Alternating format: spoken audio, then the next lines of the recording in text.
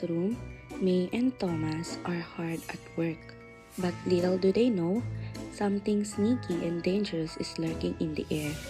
Germs! Hehe, magkalat tayo! Madali lang magkasakit ang mga bata dito.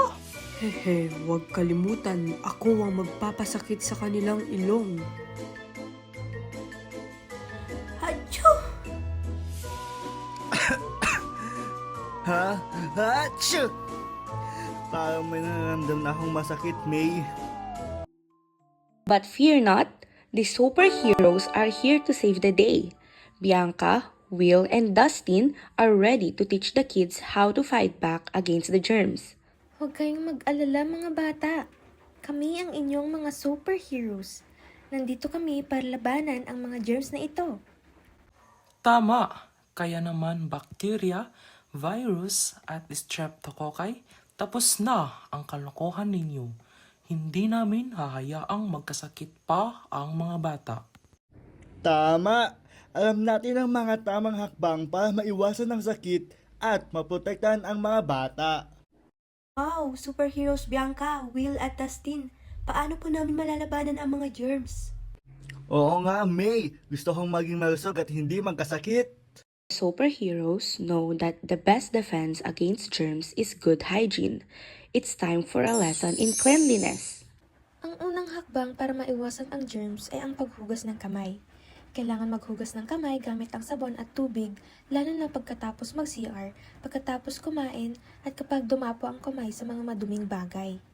Remember kids, always wash your hands. Scrub your palms, backs, and even in between your fingers.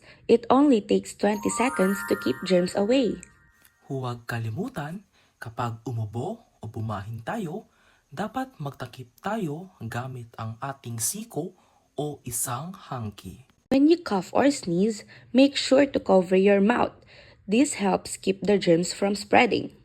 At kung may nararamdaman ka na lagnat o ubo, huwag kalimutan magpahinga at uminom ng maraming tubig para mabilis magpagaling. Ganun pala yun. Kaya pala mabilis akong magkasakit. Kasi hindi ko pala laging tinatakpan ng bibig ko kapag umuubo. Oo nga, hindi ko rin masyadong nililinis ang aking mga kamay pagkatapos maglaro. Hindi naman masama yun, May at Thomas. Pero dapat maging masigasig tayo sa paghuhugas ng kamay at sa tamang hygiene para maiwasan ang mga sakit na tulad ng sipon, ubo at lagnat. The germs are starting to worry. The kids are learning how to stay healthy and stop them from spreading. Hala! Kung ganito ang mga bata, hindi na kami makakakalat. Naguhugas na rin sila ng kanilang mga kamay at natututo na silang magtakip ng bibig kapag umuubo. Oo nga, ang hirap na maging virus.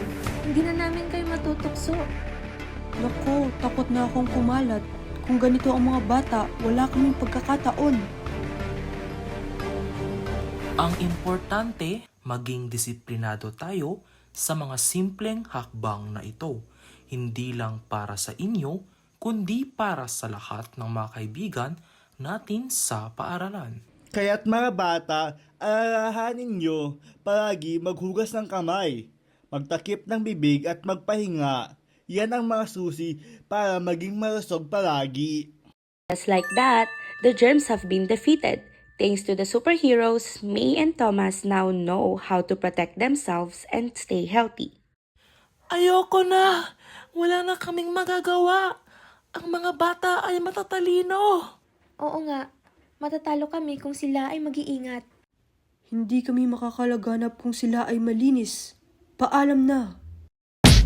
Salamat, superheroes Bianca, Will at Dustin. Natutunan ko na kung paano maging malusog.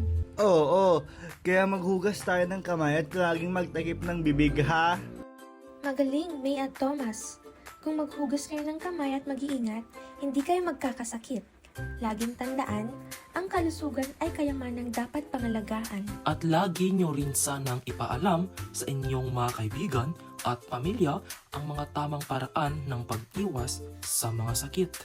Huwag kalimutan mga bata, maghugas ng kamay at maging malusog. And so, thanks to the superheroes, May and Thomas learned the importance of keeping clean and staying healthy.